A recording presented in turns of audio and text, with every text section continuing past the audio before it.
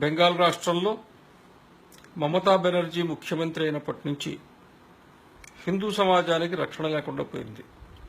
ఇంత దుర్మార్గంగా, ఇంత పాశవకంగా, ఇంత నిర్లజ్జగా, ఇంత నిస్సిగ్గుగా, ఇంత నిర్దయగా, ఇంత అమానవీయంగా, ఇంత భయంకరంగా, ఇంత రాక్షసంగా, ఇంత ఘోరంగా ప్రపంచంలో హిట్లర్ కూడా, స్టాలిన్ కూడా, మావో కూడా ఎవ్వరు ఈ రకంగా వ్యవహరించుండరు.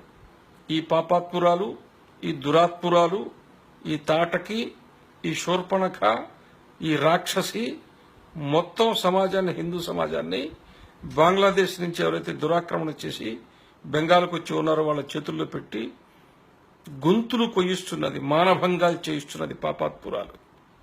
3 రోజుల నుంచి 15 గ్రామాలు తగలబడుతుంటే ఆ రాష్ట్రానికి ముఖ్యమంత్రిగా ఉండడానికి సిగ్గు లేకుండా ఇంకా ఛీ మనిషా పాపాత్మురాల ఇలాంటి దిక్కుమాలిన వాళ్ళకు కారణంగా ఈ దేశం బద్నామవుతుంది ప్రపంచంలో. ఒక్క ముస్లింకి ఏదైనా జరిగితే దేశంలో, ప్రపంచంలో అల్లకల్లోలం చేసేటువంటి ఛానళ్ళు ఎక్కడ తెచ్చాయి, పత్రికలు ఎక్కడ తెచ్చాయి? సిగ్గుండాల కొంచెమైనా. 15 గ్రామాలు తగలబెడుతుంటే, ఆస్తులు తగలబెడుతుంటే, మానభంగాలు చేస్తుంటే కడుపుకు అన్నం లేదురా పాపాత్ములారా. హిందూ సమాజాన్ని ఏం చేసినా కూడా ఇంతేనా? ఏం చేశారు పాపం హిందువులు? ఇంత అమ్ముడుపోవాలన్నా మీరు విదేశాలకి? పాకిస్తాన్కి అమ్ముడుపోత్రి, చైనాకు అమ్ముడుపోత్రి. దుర్మార్గులారా, నాశనమైపోతారా పాపాత్ములారా. కేంద్ర ప్రభుత్వం 356 అధికరణంతో నిర్దాక్షిణ్యంగా రద్దు చేసిపోయారండి రాష్ట్ర ప్రభుత్వాన్ని.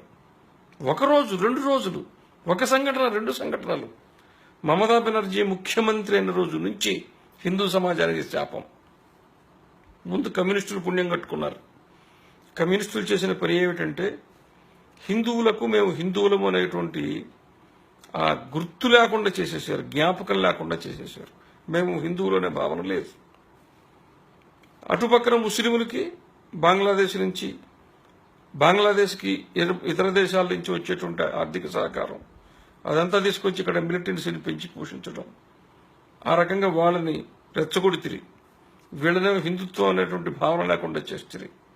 ఈ రోజున ఒక్కొక్కళ్ళని లక్ష్యం చేసుకుని ఒక్కొక్క ఊరిని హిందూ సమాజాన్ని మొత్తం అంతా కూడా ఈరోజు నరసంహారం జరుగుతోంది.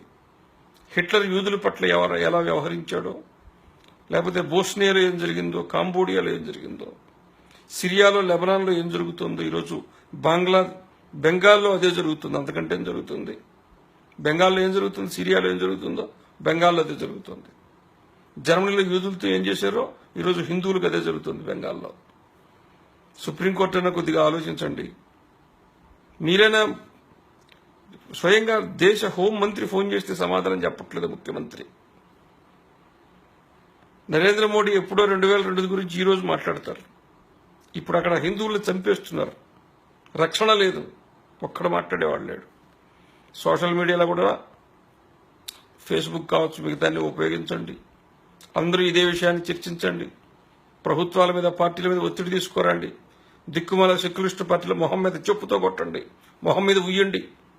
ఒక్కడికి నోరు లేవదే. 15 రోజుల నుంచి, 6 నెలల నుంచి, 5 సంవత్సరాల నుంచి దుర్గా పూజ చేసుకునేవారు, శ్రీరామనవమి చేసుకునేవారు, పండుగలు చేసుకునేవారు, పెళ్లిళ్లు చేసుకునేవారు. ప్రతి 3 నిమిషాలకి ఒక హిందూ అమ్మాయిని లేపుకోబోతున్నారు. బెంగాల్ రావణ కాష్టంలాగా కాలుతూ ఉంటే ఒక్క రాజకీయ నాయకుడికి నోరు లేవదే. ఏం బతుకులరా మీరు, దుర్మార్గులరా, పాపాత్ములరా. తక్షణం బెంగాల్కు సంబంధించి లా అండ్ ఆర్డర్, శాంతి భద్రతలు కాపాడాలి.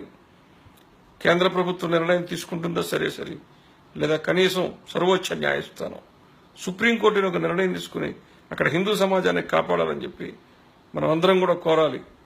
రేపు నిద్రలేస్తే వేరే పోస్టులు పెట్టద్దు.